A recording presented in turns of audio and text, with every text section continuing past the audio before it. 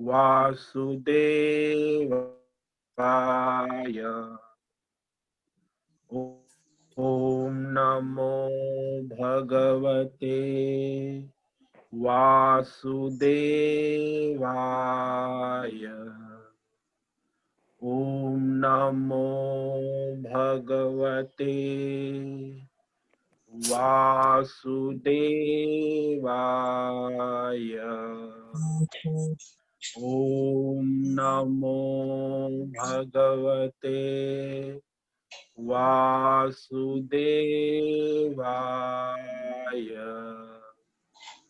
ओम नमो भगवते वासुदेवाय। ओम नमो भगवते वासुदेवाय।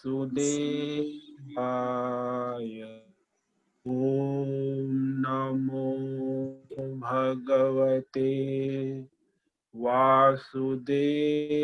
वासुदेवाय। ओम नमो भगवते वासुदेवाय। ओम नमो भगवते वासुदेवाय। ओम नमो भगवते वासुदेवाय। ओम नमो भगवते वासुदेवाय। ओम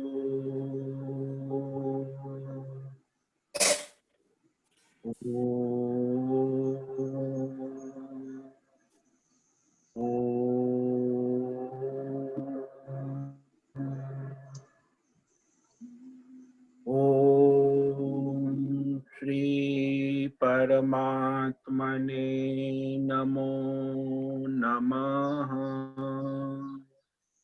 ओम गणपतये नमो नमः। ओम ऐं ह्रीं श्रीं सं सरस्वत्यै नमो नमः। ओम सहनावतु सहनौ भुनक्तु सह वीर्यं करवावहै तेजस्विनावधीतमस्तु मा विद्विषावहै। ओम शांति शांति शांति। ओम पार्थाय प्रतिबोधितां भगवता नारायणेन स्वयं व्यासेन ग्रथितां पुराणमुनिना मध्ये महाभारतम् अद्वैतामृतवर्षिणीं भगवतीम् अष्टादशाध्यायिनीम् अम्ब त्वामनुसन्दधामि भगवत् गीते भवद्वेषिणीम् गीते भवद्वेषिणीम्।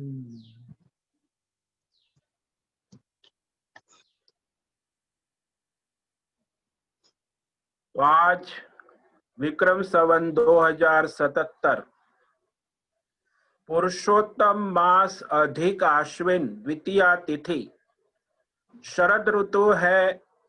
शनिवार ईस्वी सन 2020 3 अक्टूबर प्रातः 7 बज रहे हैं। ऋषिकेश उत्तराखंड भारत हिमालय से हम गीताचार्य स्वामी उत्तमानंद सरस्वती, शिष्य स्वामी चिन्मयानंद सरस्वती, केवलाद्वैत शंकराचार्य परंपरा से शिक्षित दीक्षित भारतीय वैदिक सनातन धर्म अनुसार संपूर्ण भगवद गीता ज्ञान यज्ञ अध्याय 1 अर्जुन विषाद योग श्लोक नंबर 35 से आगे पद वाक्य शब्द प्रमाणतः संस्कृत एवं हिंदी भाषा में व्याख्यान करेंगे। आप सभी साधकों को ओम नमो नारायणाय। आप सभी सावधानी पूर्वक एकाग्रता से स्थिर बैठकर भगवद गीता श्रवण साधना करें। बाद में फिर से मनन चिंतन दिन भर करते रहे। तो कल हमने भगवद गीता प्रथम अध्याय के श्लोक नंबर 31 से 34 तक व्याख्यान किया है। उसे संक्षेप में कहकर आगे के श्लोकों का व्याख्यान करेंगे। श्लोक नंबर 31 निमित्तानि च पश्यामि विपरीतानि केशव न च श्रेयोनुपश्यामि हत्वा स्वजनमाहवे। अर्जुन कहते, हे केशव, मैं इस महाभारत युद्ध के लक्षणों को विपरीत देख रहा हूं। इसके परिणाम अच्छे नहीं दिख रहे हैं। ये महाभारत युद्ध में स्वजन समुदाय को मारकर मैं किसी का भला नहीं देखता। श्रेय न अनुपश्यामि, यानी किसी का कल्याण, किसी का भला मुझे नहीं दिख रहा है। इसीलिए अर्जुन अब न युद्ध विजय चाहता है न राज सुख। वह अपने वैराग्य को प्रकट करता है। न कांक्षे विजयम कृष्ण न च राज्यम सुखानि च किम नो राज्येन गोविंद किम भोगैर्जीवितेन वा। अर्जुन अपना वैराग्य प्रकट करता है, क्षणिक वैराग्य, श्मशान वैराग्य, कि हे कृष्ण, न तो मुझे हस्तिनापुर का राज चाहिए और न मैं महाभारत युद्ध में विजय चाहता, और राज सुख भी नहीं चाहिए। हे गोविंद, ये हस्तिनापुर के राज सुख, राजसी सुख से हमें क्या प्रयोजन? राजसी भोग ठाठ माठ का जीवन से हमें क्या लाभ होगा? इसलिए मुझे स्वजनों को मारकर ये राजसी ठाठ माठ नहीं चाहिए।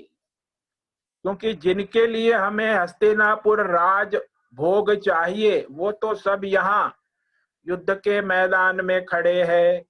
येषामर्थे कांक्षितं नु राज्यं भोगा सुखानि च तयमेव स्थिता युद्धे प्राणान् त्यक्त्वा धनानि च। और जिन स्वजनों के लिए हमें हस्तिनापुर का राज सुख, राज भोग और ये सारा चाहिए, वे तो सब यहाँ संपत्ति, धन और प्राण की भी आशा छोड़कर महाभारत युद्ध के मैदान में युद्ध के लिए तैयार खड़े हैं। कौन कौन स्वजन खड़े हैं?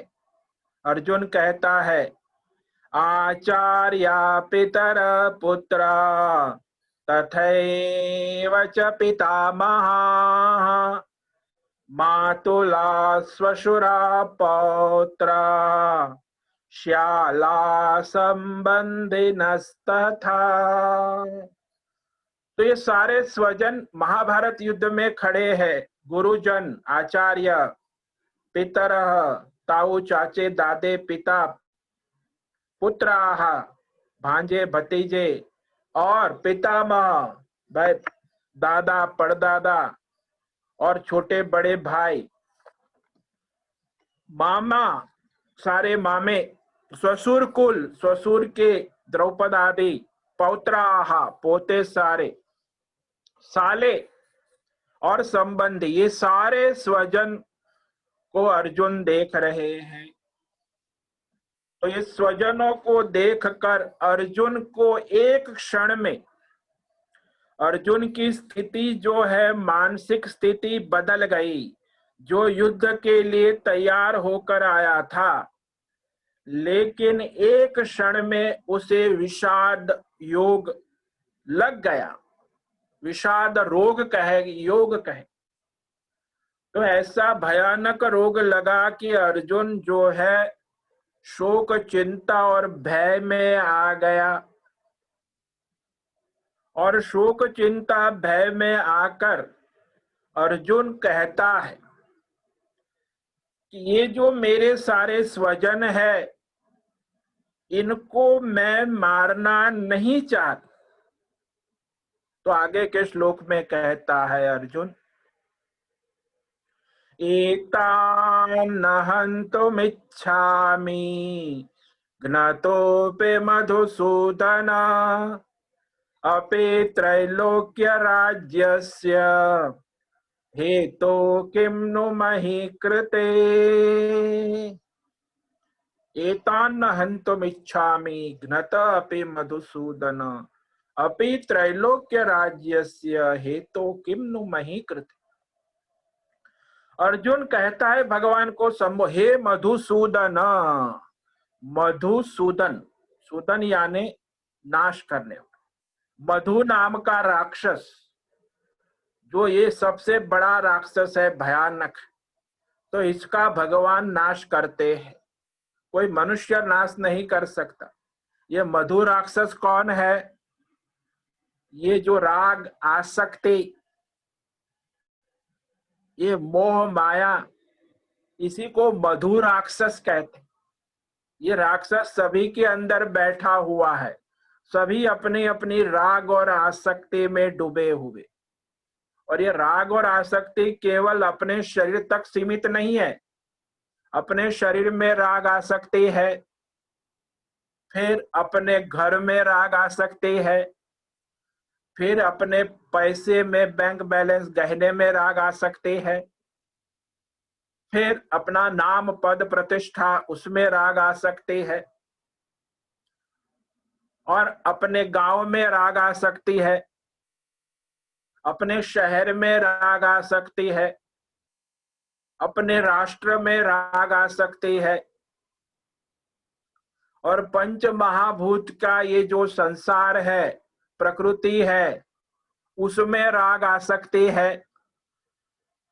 पंच महाभूत का संसार, उसमें राग आसक्ति, और फिर जो माया है उसमें भी राग आसक्ति है। ये काल में भी राग आसक्ति है, देवी देवताओं में भी राग आसक्ति है। अब देखो कहाँ इस सारे दलदल में पड़ा हुआ जीवात्मा, तो इसको परमात्मा में राग आसक्ति का समय ही नहीं। तो एक सब जगह राग आसक्ति है, लेकिन ईश्वर में, परमात्मा में राग आसक्ति टिकती नहीं है। क्यों नहीं टिकती? क्योंकि इसी चक्कर में पड़ा है। सांसारिक राग आसक्ति में तो परमात्मा में राग आसक्ति नहीं होती। वो तो कोई मीरा जैसी है, तो मीरा कहती है कि मेरे तो गिरधर गोपाल, दूसरो न कोई। बाकी सब संसारी लोग अपने संसार के मोह माया में देवलोक तक, पितृलोक में घूमते रहते, तो उसी में राग आसक्ति। अब इतना महान शत्रु है, इतना बड़ा राक्षस है ये राग और आसक्ति। इस राक्षस को मारने के लिए केवल भगवान क्या सहारा चाहिए?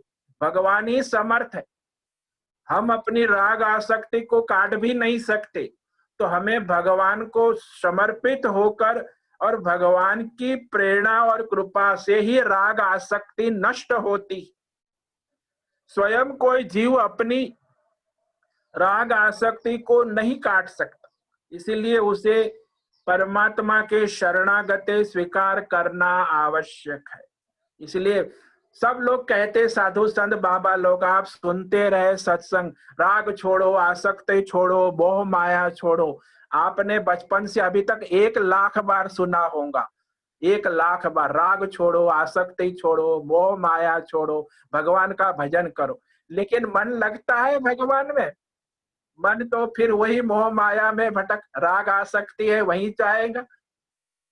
तो ये भगवान की कृपा से ये राग आसक्ति छूटती है।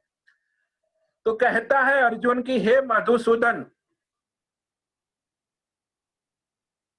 ये जो स्वजन है इनका नाश होगा जब हम युद्ध करेंगे तो, महाभारत। तो इनको मारने पर मुझे क्या मिलेगा? बोले हस्तिनापुर का राज्य मिलेगा, राजभोग मिलेगा, राजगद्दी मिलेंगी हमें पांडवों को। लेकिन भगवान, मैं तो हस्तिनापुर की बात छोड़ो, मैं तो तीनों लोक का राज्य, यानी पूरे ब्रह्मांड, भूर्भुव सुवः और ब्रह्मांड, ब्रह्मा जी की गद्दी मिले तो भी मैं इस स्वजनों को मारना नहीं चाहता। स्वजनों को मारकर मुझे ब्रह्मा जी की गद्दी भी नहीं चाहिए, ब्रह्मलोक का राज्य भी नहीं चाहिए। ये हस्तिनापुर का एक टुकड़ा और ये हस्तिनापुर पृथ्वी का एक राज्य, उसके लिए मैं अपने इस सारे स्वजन, ये मारे दादा पिता, मातृकुल, ससुरकुल, पितृकुल, ये गुरुकुल, सबका नाश करके मुझे ये नहीं चाहिए, क्योंकि इसमें हमारे सभी कुलों का नाश हो जाएगा। पहले पितृकुल का नाश होगा, मातृकुल का नाश होगा, स्वसुर कुल का नाश होगा, गुरुकुल का नाश होगा, तो सारा कुल का ही नाश। और फिर हम राज्य लेके क्या करेंगे? तो ये हस्तिनापुर के राज्य से हमें क्या प्रयोजन? हाँ, अर्जुन अब कहता है, अपना विवेक वैराग्य प्रकट करता है, विवेक वैराग्य प्रकट कर रहा है और कहता है आगे कि हाँ, ये बात सही है कि ये दुर्योधन कौरव आतताई है, दुर्जन है, अपराधी है। आतताई का मतलब जालिम, उर्दू में जालिम कहते, अपराधी है। जो लोग जेल में है उनको सबको हम आतताई, क्योंकि अपराधी है, अपराध जगत के माफिया, गुंडा और महापापी है। तो ऐसे आतताई है, हमारे स्वजन है, लेकिन है तो आतताई, मैं जानता हूं, लेकिन हमारे भाई है ना, हमारे कुरुवंश के है ना, मेरे स्वजन है ना, इसीलिए स्वजन को मारकर मुझे तो बड़ा पाप लगेगा। दुनिया कहेगी कि देखो अपने भाई को मारकर ये पांडव जो है हस्तिनापुर की गद्दी पर बैठे, ये तो हत्यारे हैं। अपने भाइयों को ही मारकर अपने गुरु को मारा, अपने दादा को मारा, अपने चाचा को मारा, अपने ससुरों को मारा और अभी गद्दी पर बैठ गए हैं। तो मैं ये सहन नहीं कर पाऊंगा, इसीलिए ये लोग आतताई है। फिर भी मैं इनको मारना नहीं चाहता, मुझे इसमें कोई खुशी नहीं होगी, प्रसन्नता नहीं होगी। और इसीलिए अर्जुन अब ये विवेक करता है, निहत्य धार्तराष्ट्रान्न का प्रीतिस्या जनार्दन पापमेवाश्रयेदस्मात् हत्वैतानाततायिनः। अब यहाँ अर्जुन भगवान को देखो, प्रत्येक श्लोक में संबोधन है, नाम अलग अलग। पिछले श्लोक में मधुसूदन कहा, तो यहाँ अर्जुन कहता है जनार्दन। जनार्दन यानी सृष्टि का प्रलय करने वाले, और जना यानी भक्त, अर्दन यानी भक्तों की सारे कष्टों को दूर करने वाले भगवान जनार्दन। हे भगवान, हे जनार्दन, ये कौरव जो है ना, धार्तराष्ट्रान, सारे कौरव हमारे सामने युद्ध के मैदान में अपनी अपनी सेना लेकर खड़े, उनके पक्ष में कई राजा भी खड़े हैं। एकादश 11 अक्षौणी सेना 25 लाख सैनिक सैन्य बल के साथ सामने खड़े। तो इन्हें मारकर हमें क्या प्रसन्नता हो सकती है? जैसे भी है, अपराधी है, आतताई है, लेकिन इसे मारना उचित नहीं है, हमें प्रसन्नता नहीं होगी। तो यहां अर्जुन यही कहता है, ये सारे हमारे आत्मीय जन है, स्वजन है, इनको मारने से हम भी आतताई हो जाएंगे, हम भी अपराधी हो जाएंगे। आज तक तो हमने धर्म किया है, धर्मात्मा दुनिया में, लेकिन यदि हम इन्हें मारेंगे तो आज के बाद हम भी अपराधी हो जाएंगे, आतताई हो जाएंगे। ये सब जो है स्वजनों को मारकर। इसीलिए इन अपराधियों को मारकर हम भी अधर्म के भागी बन जाएंगे, हम भी अधर्मी बन जाएंगे। इसीलिए ये महाभारत कुरुक्षेत्र युद्ध से उपराम होना, ये युद्ध न करना ही मेरे लिए कल्याणकारी है, सबके लिए कल्याणकारी। ये युद्ध न करना ही उचित है। तो अर्जुन ये अपना तर्क दे रहा है, विवेक कर रहा है, भगवान से कह रहा। हालांकि अहिंसा परम धर्म है, ये धर्मशास्त्र कहता है, लेकिन अपराधी का वध करना ये भी परम धर्म है। आतताई अपराधी, चाहे वह गुरु हो, ब्राह्मण हो, बालक हो, कोई भी हो, अपराधी को क्षमा करना उचित नहीं है। और ये आतताई अपराधी जो है, ये हमारे क्यों होते हैं अपराधी? पाप करते हैं तभी तो अपराधी होते, अधर्म करते तभी तो अपराधी होते। और पाप जो है वह क्या है? पाप अपने अधर्म और बुरे कर्मों से उत्पन्न होने वाली एक अदृष्ट माया शक्ति है, बल है, शक्ति। ये भी शक्ति है जिससे मनुष्य अधोगति को प्राप्त होता है, दुर्गति को जाता। ये भी शक्ति है, दुर्गति में ले जाने वाले भी शक्ति है और सदगति में ले जाने वाली भी शक्ति है। तो ये अदृश्य शक्ति है, माया की शक्ति। तो जो लोग अधर्म करते, वो अधर्म की शक्ति उसका पतन करती है, उसे दुर्गति में ले जाती, और धर्म करते हैं तो उसे सदगति में ले जाती। इसीलिए यह जो मनुष्य धर्म करता है, अधर्म करता है, ये दोनों शक्तियां हैं। जैसे आप अग्नि में उंगली डालेंगे तो अग्नि आपको जला देंगी उंगली को, और वही यदि आप अग्नि के पास बैठेंगे ठंडी में तो आपके शरीर की ठंडी को भगा देंगी। अग्नि तो अग्नि है, शक्ति है। ऐसे धर्म भी शक्ति है, अधर्म भी शक्ति है।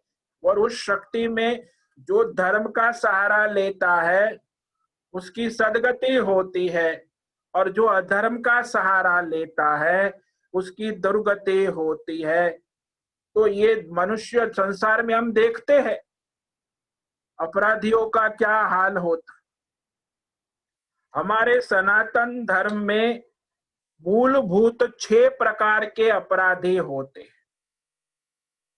शुक्र नीति धर्मशास्त्र में कहा अग्निदो गरदश्चैव शास्त्र मतो धनापह क्षेत्रदार हरश्चैतान षड विद्यात आततायिनः। ये धर्म शास्त्र में 6 प्रकार के ही अपराधी होते हैं दुनिया में। इसमें सभी अपराधी जितने भी अमेरिकन जेल में पड़े हैं, हमारे जेल में अपराधी है, ये सारे अपराधी इस 6 कैटेगरी में आ जाते। तो पहला अपराधी कौन है? आतताई, बोले जो आग लगाता है दूसरे के घर में। तो आग काली यही नहीं होती है, आग जो है वह घर में लगाना वो तो एक बात है, परिवार में लगाना ये दूसरी बात है। एक शारीरिक भौतिक आग होती है, एक मानसिक आग होती है। उल्टा सीधा यहाँ वहां कहकर बेटी माँ को कुछ कहती है, माँ बहन को, सब राजनीति करते तो घर में आग लगती। ये सारा भी आग लगाने वाला काम, ये अपराध है। दूसरा अपराध है किसी को जहर देना, विष देना और उसको मारना, धोखे में डालना। तीसरा प्रकार का अपराध है शस्त्र हाथ में लेकर किसी को ललकारना, मैं तुझे मार दूंगा, खड़े रहे, ये हाथ में चाकू है, बंदूक है, तलवार है, ललकारते हैं, आई विल किल यू। अच्छा मैं तुम्हें मार, तो फिर हाथ में हथियार है, शस्त्र है, तो हमें तो सावधान होना होगा, हमारे पास कुछ है नहीं। तो ये भी अपराध है, हथियार लेकर किसी को ललकारना। और चौथा अपराध है धन की चोरी करना, अधर्म से धन को इकट्ठा करना। आज दुनिया में ये जो बिजनेसमैन है, व्यापारी लोग हैं, धन इकट्ठा करते हैं, चोरी करते हैं, कर चोरी, वजन चोरी, वहां जाने कितनी चोरियां करते, कितने करोड़ों अरबों रुपया इकट्ठा करते हैं। ये सब अपराधी है। भले उनके पास बड़ी बड़ी हवेलियां है, कोठी है, बड़े चार्टर्ड प्लेन है, बड़ी 1000-2000 कार है, 20,000 का बंगला है, लेकिन चोर है, अपराधी है। क्योंकि उन्होंने धन की चोरी की है, राष्ट्र का धन, लोगों का धन। और ये जो काला धंधा, तो किसी भी स्तर में किसी सामान की चोरी, केवल धन नहीं, किसी को पूछे बिना यदि उसका कोई सामान लेना, ये भी अपराध है। आप अपने पड़ोसी के गार्डन में गए और वहां से आपको अच्छा लगा, तो आपने गुलाब का फूल तोड़ दिया। आपका पड़ोसी तो कमरे में बैठा है, तो आपने गुलाब का फूल तोड़ दिया, ये भी अपराध है। पूछा उसको कि भैया मैं एक गुलाब लेता हूं आपके गार्डन से, नहीं, अरे मेरा पड़ोसी है, मित्र है, दोस्त है, उसमें पूछने के क्या। अरे भाई आपने अपराध कर लिया, तो आप अपराधी है, उसका दंड भोगना पड़ेगा। तो ऐसा बहुत लापरवाही। अरे वो बच्चा माँ को यदि पूछे बिना फ्रिज में से कुछ सामान निकाल कर खा जाता है, वो भी अपराध है। उसे भी अपनी माँ को पूछना है कि माँ फ्रिज से मैं ये क्रीम लेता हूं, तब जाके वो क्रीम माँ कहे उतना लेना है, अन्यथा वो अपनी मनमानी करता है तो वो भी अपराधी है, आतताई है, अधर्मी है। तो ये बात चोरी को समझो। चोरी का मतलब है जो हम बिना हमारी योग्यता, हमारी कोई भी चीज हम लेते हैं बिना पूछे, बिना हक के, तो वो सब अपराध है। बिना हक का, बिना पूछे हम उसका मालिक बन बैठे, सब चोरी है। चाहे वो धन की हो, जमीन की हो, संपत्ति की हो, परिवार की हो, तो ये सारी भूमि का हरण करना, दूसरों की भूमि हड़प लेना, और ये सब जो है अपराध है। और किसी का अपहरण करना, किसी के बच्चे का अपहरण करना, किसी की पत्नी का अपहरण करना, किसी के माल सामान का अपहरण करना, तो ये भी अपराध है। ये सब अपराधी है, आतताई है। कहा कि इन अपराधियों को क्या दंड देना चाहिए? ये हमारे देश में जो न्याय की प्रक्रिया है, lower court, supreme court, high court, कहाँ कहाँ घूमते रहो न्याय के लिए। हमारे सनातन धर्म में कहा है कि जो अपराधी है उसके अपराध को सिद्ध हो गया तो उसे दंड तुरंत देना चाहिए। अपराध के प्रमाण सिद्ध है, अपराधी है, तो उसे क्षमा नहीं करते, उसे दंड अवश्य देना, ताकि दोबारा अपराध न करे। तो इस प्रकार आज हमने आपको एक श्लोक पर व्याख्यान किया है। 2 श्लोक है, 35 और 36। उसका सार हम बता देते हैं। कल आगे के श्लोक नंबर 27 पर व्याख्यान करेंगे।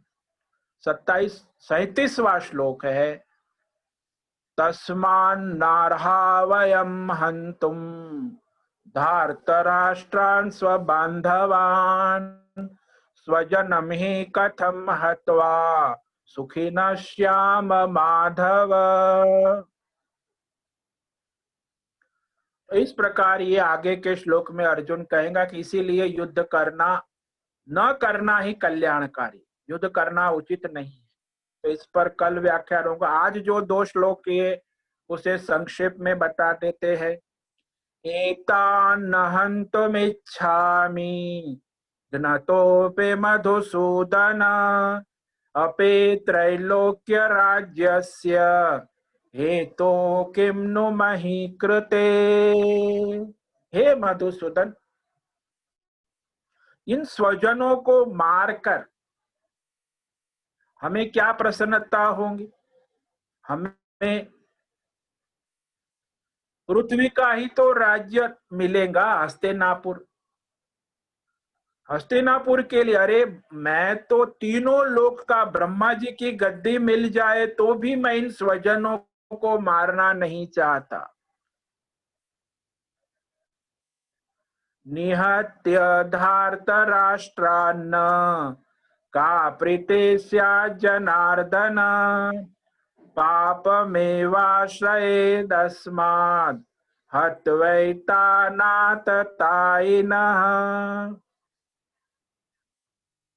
तो कहता है अर्जुन, हे जनार्दन, ये जो सारे कौरव है अपनी सेना लेकर सामने, धार्त, इनको मारकर हमें क्या प्रसन्नता होगी, क्या खुशी होगी?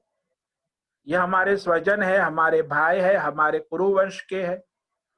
हाँ, ये अपराधी है, आतताई है, महापापी है, जालिम है, लेकिन मेरे स्वजन है, इनको मारकर हम भी अपराधी हो जाएंगे, आतताई हो जाएंगे, और हमको भी पाप लगेगा। इसीलिए इस पाप और अधर्म से हमें बचना चाहिए। तो ये भगवान को अर्जुन तर्क दे रहा है, विवेक। अब आगे के श्लोक पर कल व्याख्यान होगा। ओम नमो नारायणाय, ओम नमो नारायणाय, ओम नमो नारायणाय, ओम नमो नारायणाय। ओम पूर्णमद पूर्णमिदं पूर्णात् पूर्णमुदच्यते पूर्णस्य पूर्णमादाय पूर्णमेवावशिष्यते। ओम शांति शांति शांति। ओम गुरुभ्यो नमो नमः। ओम तत्सत। श्री कृष्णार्पणमस्तु। ओम ओम ओम।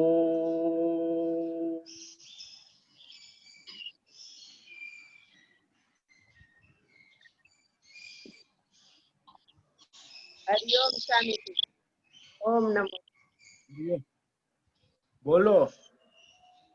હા સ્વામીજી, આ ત્રણેય લોકનું રાજ્યનું કીધું અને પૃથ્વી માટે हिंदी में पूछो। हिंदी में। हाँ स्वामीजी, हिंदी में। त्रणेय लोक का कहा उसमें राज्य में, और हाँ लोक का अलग से किया, ऐसा क्यों हुआ? तीन लोग का। हाँ तीन लोग का राज्य के लिए मैं इनको नहीं मारना चाहता, फिर एक छोटे हस्तिनापुर के लिए तो बात ही क्या है।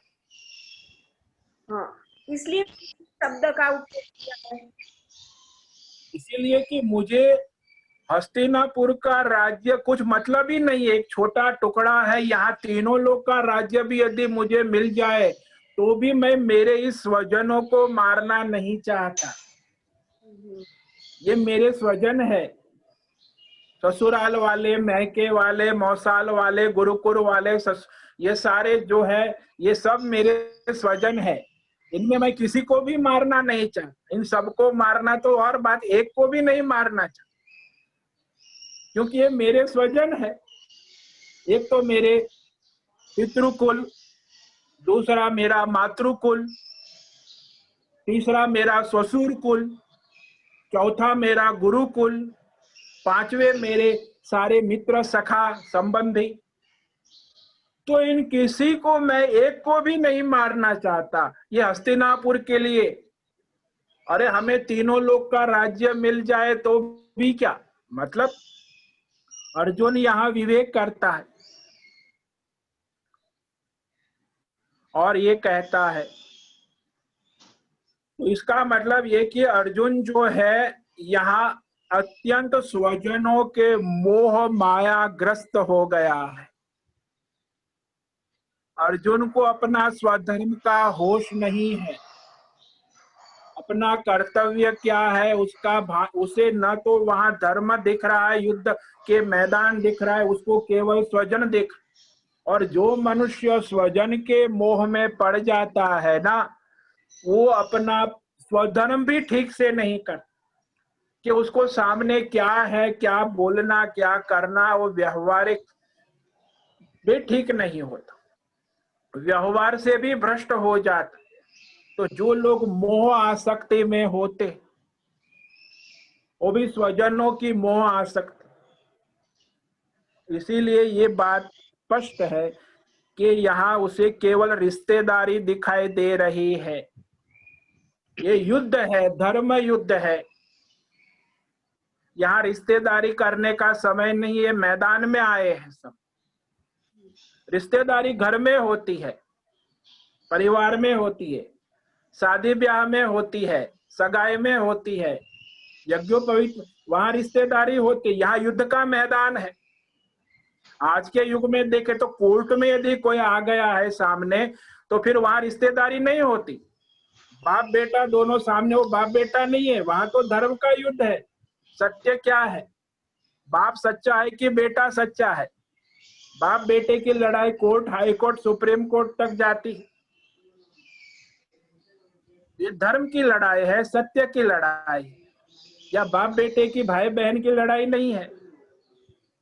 लेकिन उसको तो भाई बहन, बाप बेटा, स्वजन दिख रहे हैं। इसलिए वो मोह के कारण, अज्ञान के कारण उसकी बुद्धि जो है ढक गई है। जब बुद्धि ढक जाती, इसलिए उसे मोह हो। समझ में आया? हाँ। अरे स्वामी जी, हाँ जी, कौन? उषा। उषा, हाँ बोलो उषा। लेकिन ये जो अर्जुन कह रहे हैं वो क्षत्रिय धर्म के विरुद्ध है ना, समझती हूँ, लेकिन फिर भी वो जो कह रहे हैं सब क्षत्रिय धर्म में ऐसे अलाउड नहीं है ना, तो हाँ, क्षत्रिय धर्म में तो विरुद्ध ही है पूरा। अपना क्षत्रिय धर्म है, वहां स्वजन हो, कोई हो धर्म के पक्ष में है तो आप अपना क्षत्रिय धर्म का, स्वधर्म का पालन करो। लेकिन उसे स्वधर्म से उल्टा कर रहा है ना। क्षत्रिय का धर्म क्या है? आतताई अपराधियों को वध करना, मारना, अधर्म का नाश करना, यही तो क्षत्रिय का धर्म है। अधर्म के बहने उसके सहयोग करना, ये तो अधर्म का अधर्म हो गया ना। अधर्मियों का सहयोग करेंगे तो वो तो आप भी अधर्मी हो गए। वो कह रहा है कि ये पांडवों को मारकर हम अधर्मी बन जाए। अरे तुम महाअधर्मी बन जाओ, क्योंकि तुम उनको नहीं मारोगे। तुम्हारे स्वजन है वो अधर्मी है, आतताई है, अपराधी है, उनको तुम अपने स्वजन मानकर छोड़ दोगे तो तुम तो बड़े अधर्मी हो गए ना। हाँ। वो अधर्मी, उनसे ज्यादा अधर्मी तो तुम हो गए। इसीलिए क्षत्रिय धर्म ही ये है। क्षत्रिय का धर्म ही होता है धर्म की रक्षा करना, परंपरा की रक्षा करना और अधर्म का नाश करना, अपराधियों का वध करना। अपराधियों को दया नहीं होती, ये अपराधी है। आप कहो उस पर दया कैसे होगी? तो फिर आएगा अपराध करेगा। ये सारी हमारी जो लॉ एंड ऑर्डर सिस्टम है अमेरिकन इंडियन, इसमें अपराधियों को दंड मिलता ही नहीं है। तो अपराधी जो है उसका अपराध बढ़ता जाता है। आप सोचो, अमेरिका में 3 करोड़ लोग जेल में है, अपराधी 3 करोड़।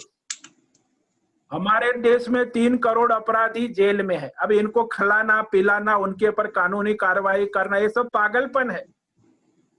इनको तो सबको काट के समुद्र में फेंक देना चाहिए, कचड़ा। अपराधी लोगों को रखने से क्या मतलब है? उनका तो नाश ही कहा है धर्म में। अपराधी कभी अपराधी होता है, उसको उसका दंड देना है। इसलिए इस्लाम में अच्छा है। सऊदी अरब में जो अपराधियों को दंड, ये कड़ी सजा होनी चाहिए। सऊदी अरब में देखो, वहां शराब नहीं, वहां कोई व्यभिचार हो, पॉर्न मूवी देखते हैं तो उसको फांसी की सजा है। सऊदी अरब में किसी बलात्कार, उसको तुरंत फांसी के लटका देते। तो ये अपराधियों को दया कैसी? उनका तो नाश ही होना चाहिए। लेकिन आप अपना स्वजन है, मेरे है, कोर्ट कार्रवाई करते रहो, ये सब पागलपन है। यहाँ कोई सीधा धर्मशास्त्र कहता है कि अपराधी को दंड देना, तुरंत दंड देना, यदि अपराध सिद्ध हो गया है तो। जब तक अपराध सिद्ध नहीं हुआ हम नहीं दंड दे सकते। इसलिए अपराध सिद्ध करने के लिए हम लोअर कोर्ट, हायर कोर्ट और सुप्रीम कोर्ट तक जाते हैं। लेकिन एक बार अपराध सिद्ध हो गया तो उसे तुरंत फांसी की सजा दे देनी चाहिए। फिर उस पर दया याचिका, वो राष्ट्रपति को दया याचिका करते, उस दया याचिका का कोई मतलब नहीं। वो तो दंड का पात्र है, उसने किया है अपराध, उसका दंड उसे मिलना चाहिए। तो क्षत्रिय धर्म ये है, अपराधियों को दंड देना, अधर्म का नाश करना, ये क्षत्रिय धर्म है। इसलिए हमारे देश में ये पुलिस है, आर्मी है, 50 लाख लोग इसमें डिप्लॉयड हुए हैं। आर्मी में 20 लाख, पुलिस में 15 लाख, होम गार्ड 15 लाख, 50 लाख लोग ये सिक्योरिटी, क्षत्रिय का काम, देश की सुरक्षा, धर्म की सुरक्षा के लिए दिन रात लगे हैं। यदि इनको हटा ले तो ये तो राक्षस लोग सब पूरी भारत देश को बर्बाद कर दे। इसलिए पुलिस भी उसी के लिए है, आर्मी भी उसी के लिए है, होमगार्ड भी उसी के लिए, न्यायालय भी उसी के लिए है, अपराधियों के लिए। सज्जन के लिए कोई ये लोग पुलिस की जरूरत नहीं है। सज्जन के लिए, धर्मात्मा के लिए आर्मी की जरूरत नहीं है, धर्मात्मा के लिए कोर्ट की जरूरत नहीं है, अधर्मियों के लिए। ये सारा जो प्रक्रिया है अधर्म के काबू में रखने के लिए, अधर्म का नाश करने के लिए। चाहे अमेरिकन प्रोसीजर हो या इंडियन का कोर्ट हो, पुलिस हो, आर्मी हो, तो क्षत्रिय का धर्म ही ये है कि सुरक्षा करना सबके, यानी केवल अपने धन संपत्ति जान माल की सुरक्षा करना क्षत्रिय का धर्म नहीं है। सबके आसपास हमारे राज्य में जितने लोग हैं सबके जान माल धन संपत्ति की सुरक्षा करना, धर्म की सुरक्षा करना एक क्षत्रिय का कर्तव्य है। वहां कोई स्वजन भजन नहीं आते कि मेरे स्वजन है पराए। समझ में आया? हाँ जी, हाँ, वही मुझे डाउट था, क्योंकि हाँ, इसीलिए शायद कृष्ण भगवान कुछ नहीं कहते हैं ना, उनको बोलने दे रहे हैं सब, है ना। हाँ, उसको बोलने देते कि सुनते रहे, जब तक वो अपना बोलता रहेगा भगवान सुनते रहेंगे। वो मन से फिर निकल जाएगा वो। हाँ, थैंक यू, धन्यवाद। ओम हरि ओम। स्वामी जी, हाँ जी, मैं प्रकाश अग्रवाल। हाँ बोलिए। स्वामी जी, जो है जब ऐसा नियम बना हुआ है कि अपने कर्मों की सजा प्रकृति अपना आप देती है, हाँ, तो हम फिर अपना कर्म क्यों खराब करें? कोई अभी हमसे दूसरा गलत काम कर रहा है तो ये सोच करके शांत यदि हो जाए कि प्रकृति अपना आप उसको फल देगी, तो इसमें क्या गलत है? देखो आप तो दंड नहीं दे सकते, लेकिन राजा है, उनका कर्तव्य है कि प्रजा का जो है धर्म का पालन करे और कराए। व्यक्तिगत तौर पर आपको कानून हाथ में नहीं ले सकते, लेकिन आप प्रक्रिया के अनुसार पुलिस के द्वारा कानूनी कार्रवाई कर सकते। तो प्रकृति तो दंड देती है अपने समय पे, लेकिन यदि यहाँ प्रकृति पर छोड़ दिया जाए तो अराजकता फैल जाए। क्षत्रिय जो है उसका धर्म है कि ये अधर्म का नाश करे, उसको काबू में ले। तो ये आतता ये अधर्मी है, अपराधी है, तो अपराधियों को यदि आप क्षमा करते जाएंगे तो अपराध बढ़ता जाएगा।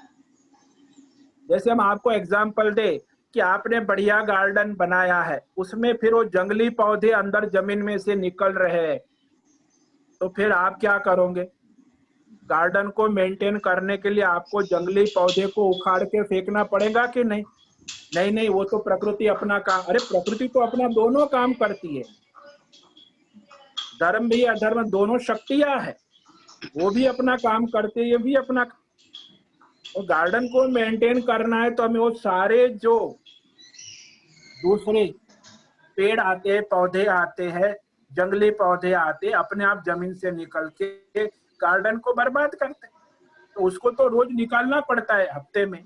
माली जब उसको करता है तो आसपास घास फूस कितने निकल आते हैं। तो ये तो मेंटेन करने के लिए, राज्य को धर्म के अनुसार मेंटेन करने के लिए अपराधियों को मारना, उसको दंड देना, ये तो प्रकृति का नियम, प्रकृति के अनुसार जरूरी है। नहीं तो वो प्रकृति बढ़ जाएगी। ये दोनों शक्तियां है, दोनों प्रकृति है, इसीलिए धर्म अधर्म आवश्यक। समझ में आया? हाँ स्वामी जी। ठीक है, अब समय हो रहा है, कल फिर मिलेंगे। सबको ओम नमो नारायणाय। ओम नमो नारायण स्वामी जी। ओम नमो ओम नमो नारायणाय। नारायण स्वामी। नमो नारायण। ओम नमो नारायणाय। ओम नमो ओम नमो नारायणाय। ओम नमो ओम नमो नारायणाय। ओम नमो नारायणाय। सबको ओम नमो नारायणाय। ओम नमो नारायणाय।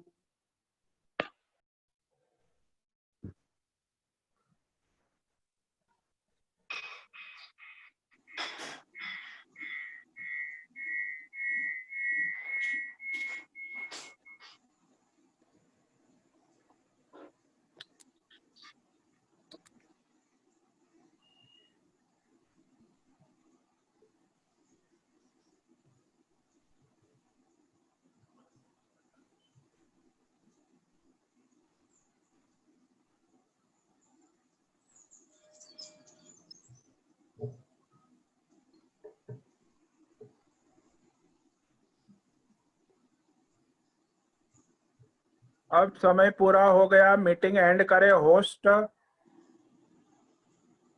मीटिंग एंड करो। 10:45 को मीटिंग एंड करना है।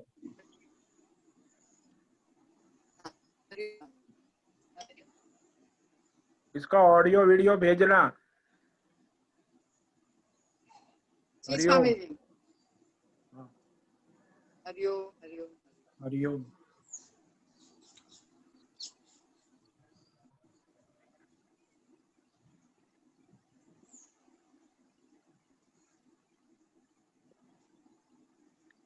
हरि ओम।